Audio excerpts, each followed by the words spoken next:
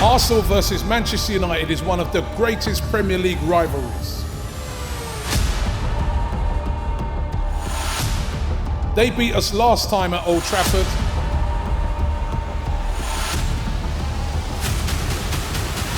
Can we get revenge? Welcome back to AFTV, everyone. Me and Robbie are stood outside the home ground where we'll be hosting Manchester United this Sunday. And this is going to be a bit of a makeover, isn't it? Where's the badge gone, man? Badge is gone. Yeah, true. Right, obviously, they had that exhibition the other day where they showed the new designs. So the new designs are going to be going up there, and probably, obviously, the badge will probably clean it up and that. But, yeah, the badges will be on the pitch, man. You know what I mean? I'm looking forward to this game. I can't wait. It's another massive game for Arsenal. It is. And listen, what a fantastic performance that was last week away at Tottenham, you know, and I just want us to just carry that same form through into this game. And I think if we do that, I think we'll beat United, There's no even time, though it's a tough game. There's no time to relax and enjoy them. I mean, we only just beat Brighton 4-2. What a win that was. We saw what they did at Liverpool. Well, no, it's only Brighton, but then you saw what they did to Liverpool, you know what I mean? So we're playing, the evidence is there this season. We are playing excellent football, game after game after game, consistently. And this is a very, very strong Arsenal team. And yeah, I think, you know, I'm excited for the game. Hearing news today that, you know, possibility of maybe Trossard coming in as well, that again, that adds to everything.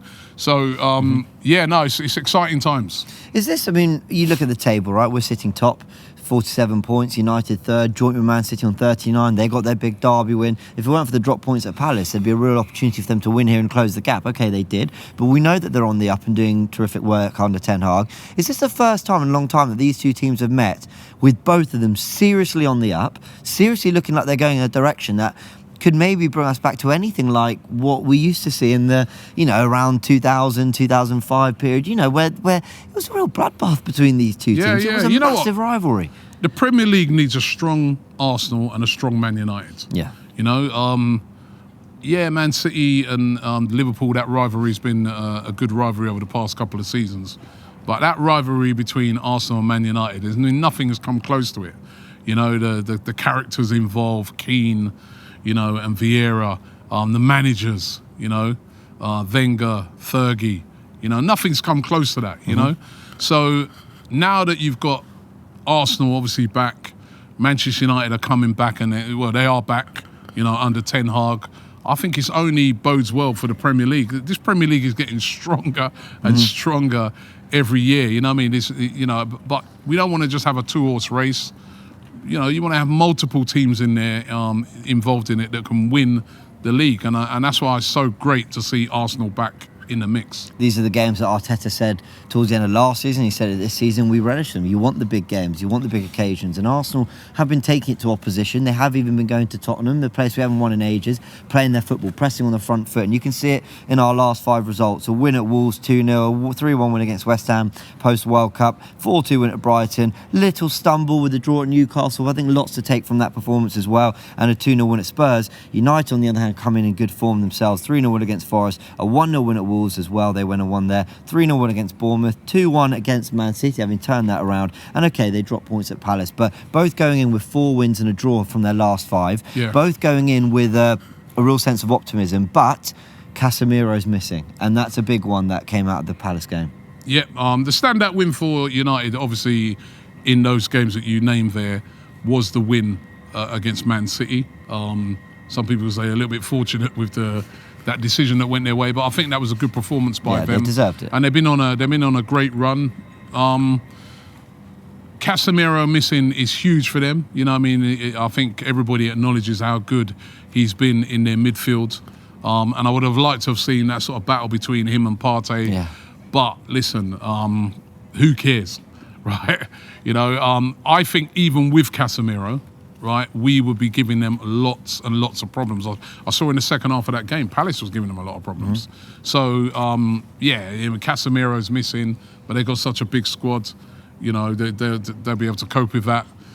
It's the two informed teams coming head to head. The two informed teams clashing. And, you know, it's who's going to come out on top. But I do believe that player for player, we have a better team. We have a better starting 11 than Manchester United right now. And I think, you know, I'm confident here at the Emirates that we can get a result. Let me take you back to Old Trafford. When was that? That was early September. Yeah. And we played brilliantly, and I stand by it today. We really played well. We had control of large parts of the game. Felt we were creating chances as well. It wasn't just possession for the sake of it. A bit like Man City the other day. We really were creating chances, having shots on their goal.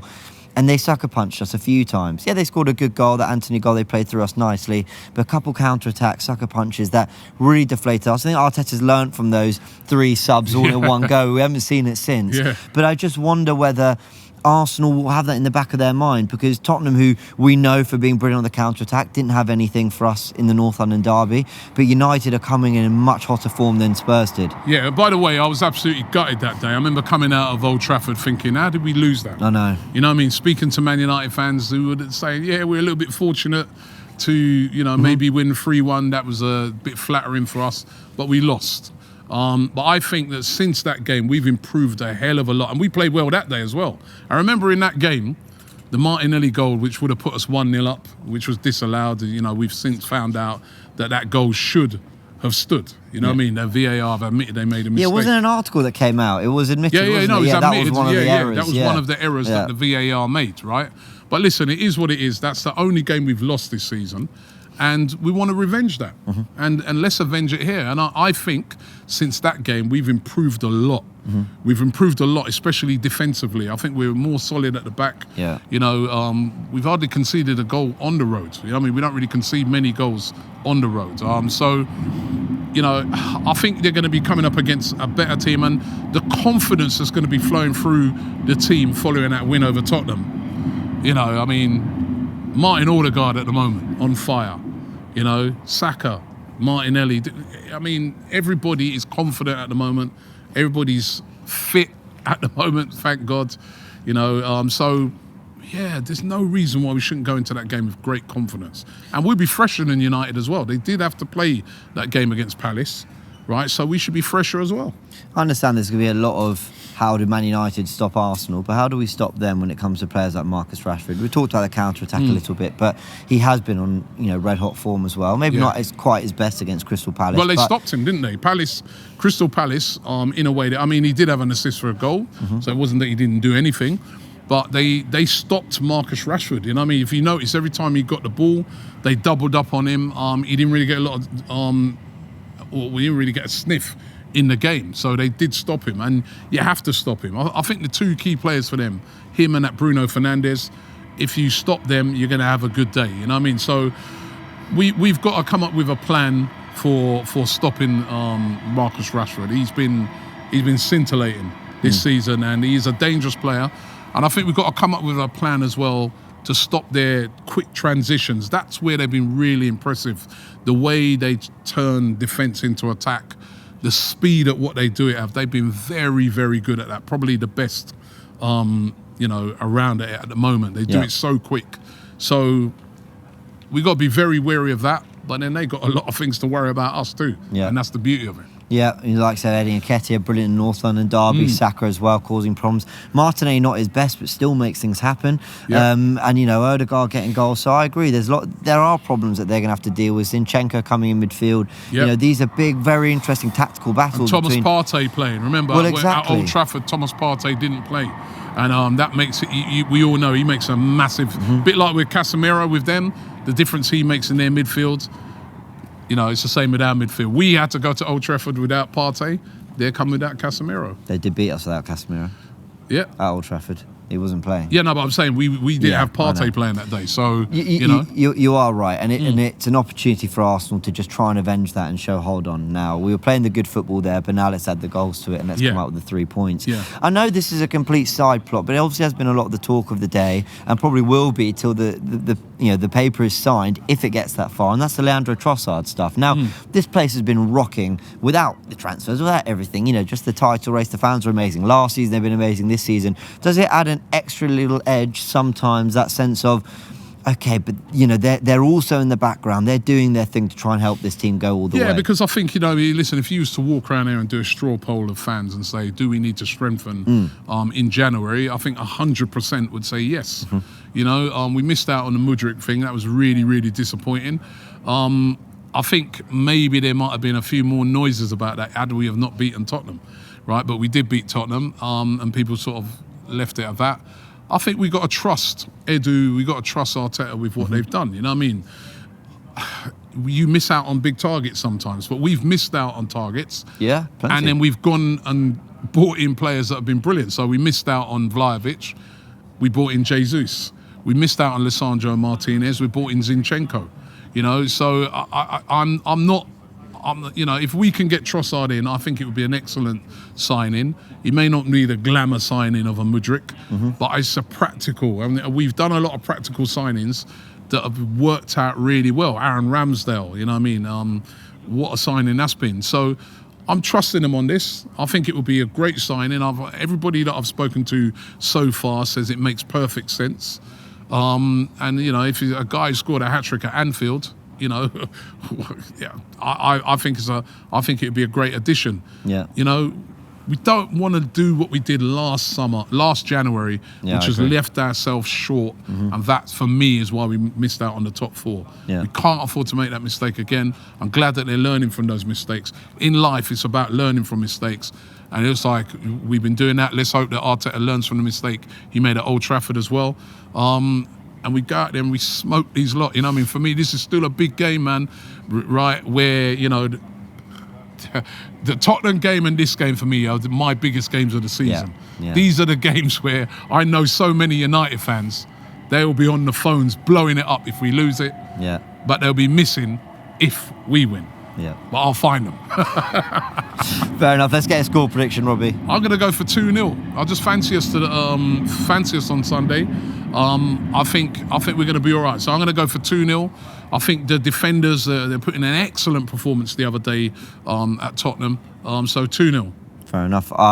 Listen, for everyone who's watched Forever Arsenal, you know I went with the 2-2. I'm a little bit sceptical. I don't know. 2-2. Yeah, but you know me, I'm Mr. Negative when it comes to predictions. But this team have given us every right to be confident about this team. I just think United, in fairness, they've looked dangerous on the counter. They've been able to contain teams. They've contained Man City. They've contained Liverpool. They've contained us. And they've managed to do well in these big games. We went to Stamford Bridge and got a point. So I am aware of what United might do in this game. But every chance Arsenal go and blow them away because they've got the ability to do that. So let's see what happens. In terms of injury news, very quickly, we do know that obviously Gabriel Jesus is out for a little bit longer, could be another month, if not a bit longer. We will see about that. But Mohamed El Neni as well wasn't on the bench from the North London derby. So we'll wait to see what happens with him. And will that encourage Arsenal to get active in the market for a midfielder? Is that another reason why maybe, you know, we were going to spend 80 million on Mudryk. Now it's looking more like 20, 25 for Trossard. Do they need funds for another position? We'll see. So we'll, of course, keep you up to date with all of that on AFTV, from transfer day to the live shows. And if you did check out AFTV Fan Zone, that live show we did, Robbie, it was fantastic. Chatting to fans. And this is the kind of stuff. We will do a live show, chat about Trossard and signings as well. So you'll all get to be a part of that. And on Sunday, we live for AFTV Fan Zone. Sunday, Fan Zone after the game, which you guys will have a chance to have your say on how the game went. So make sure you download the app right now. AFTV Plus, and we'll put a link in the description so that you're ready to come on live with us. There you go, guys. Thank you so much for joining. Hit the like button if you did enjoy the video. Subscribe to the channel if you haven't yet, so you can check out all the amazing content that's coming out around this game. There's a lot. It's big. It's going to be a heated one. I'm looking forward to it. Come on, Arsenal. Shop for AFTV merch at shop.aftv.co.uk. Subscribe to us on YouTube. Follow us on Instagram, Facebook, Twitter, TikTok, Snapchat, and Twitch. We've got content for every platform, so check it out.